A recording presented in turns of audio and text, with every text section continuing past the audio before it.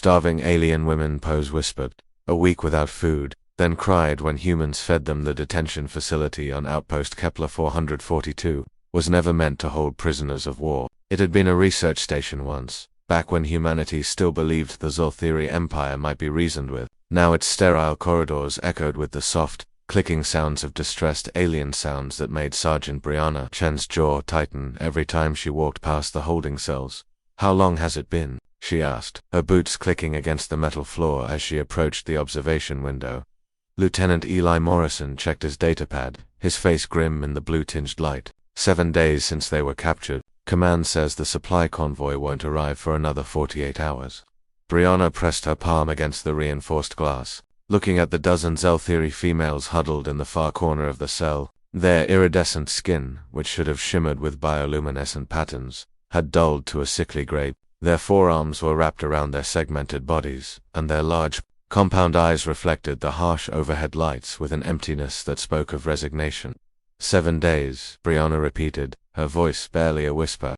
They've been whispering it to each other. A week without food. I heard them through the ventilation system. Eli's expression hardened. You know the regulations. We barely have enough rations for our own people. The war's stretched supply lines to breaking point. Command was explicit. Prisoners are low priority until the convoy arrives. Low priority, Brianna said, the words tasting like ash in her mouth. She'd seen the reports, read the intelligence briefings about Zolthiri prison camps where human captives were displayed in cages, starved for propaganda hollers. The Empire had shown humanity no mercy, but looking at these prisoner soldiers who had likely followed orders just as she did, Brianna couldn't reconcile. The enemy she'd been taught to hate with the suffering beings before her. They're not soldiers anymore, she said quietly. They're just ...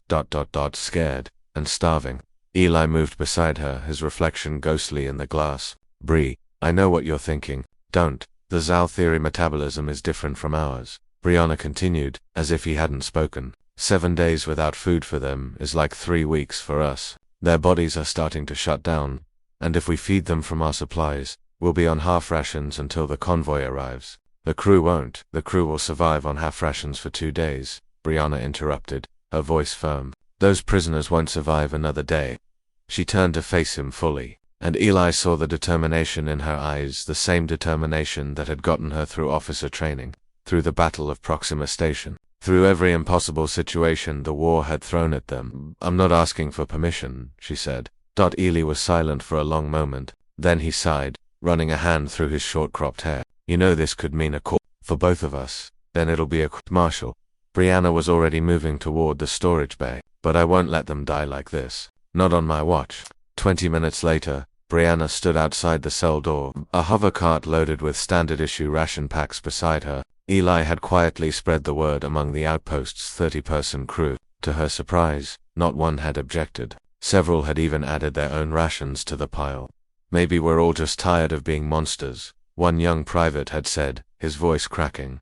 The cell door hissed open. The Zolthiri prisoners recoiled, their chitinous limbs scraping against the walls as they tried to make themselves smaller. Years of war had taught them to fear human approach. Brianna raised her hands slowly, palms out, a universal gesture of peace she hoped translated. It's okay, she said softly, knowing they likely couldn't understand her words, but hoping her tone might convey meaning. We brought food. She knelt, keeping her movements slow and deliberate, and placed a ration pack on the floor, then another, and another. The prisoners watched with wide, multifaceted eyes, their antenna-like sensory organs quivering. One of them, smaller than the others, with a diagonal scar across her thorax, let out a series of rapid clicks. The sound was urgent, disbelieving. A week. The universal translator on Brianna's collar crackled to life, catching fragments of their language. Week. No food. Humans. Why? Brianna pushed the cart forward, leaving it within reach. Because you're hungry, she said simply,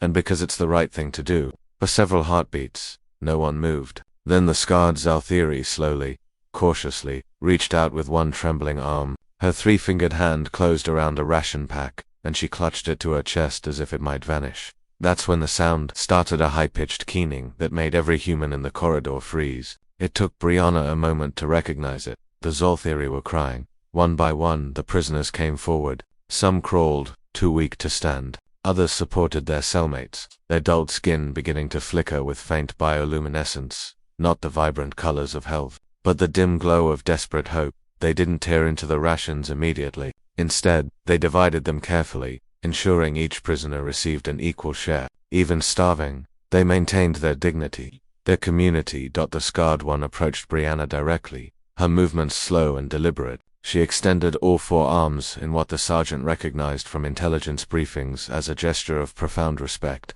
Her compound eyes, closer now, reflected Brianna's face 1,000 times over. Human, the translator crackled. Show ...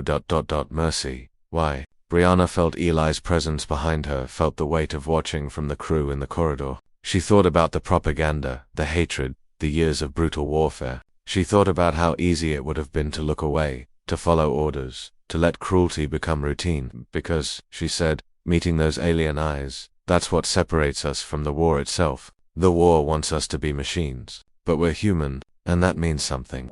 The Zaltharia's skin rippled with patterns Brianna couldn't interpret, but the meaning was clear in the gentle way she touched Brianna's hand, a gesture of gratitude that transcended species, transcended conflict. As Brianna and Eli left the cell, the keening had transformed into something else, a harmonious thrumming, almost like song. The prisoners were eating slowly, savoring each bite, their bioluminescence growing stronger with each passing moment. "Command's going to have our heads," Eli muttered. Brianna smiled, tired but genuine. "Probably, but you know what? I can live with that." Behind them, the song of grateful aliens filled the corridor, reminder that even in the darkness of war, humanity could still choose light.